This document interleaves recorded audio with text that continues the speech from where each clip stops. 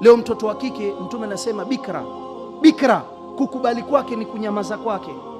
Hebu angalia mabikra zetu leo, yeye ndo analeta mwanamume nyumbani, baba mimi sitaki kuolewa na fulani na mtu wangu.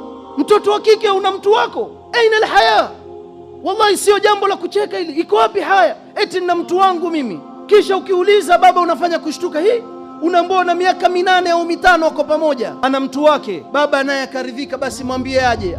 Baba eti ndio mbona haji? Kila mimi nitakuozesha wewe, nakwambia yuko tayari, anasema kidogo yu atafuta, bado hayuko vizuri. Mtoto wa kike yomwambia babake maneno, alafu baba yuaridhika. Nyumba zimeharibika kwa kweli, haya imepotea, sio kwa baba, sio kwa mama, sio kwa mabinti, bali sio misikitini.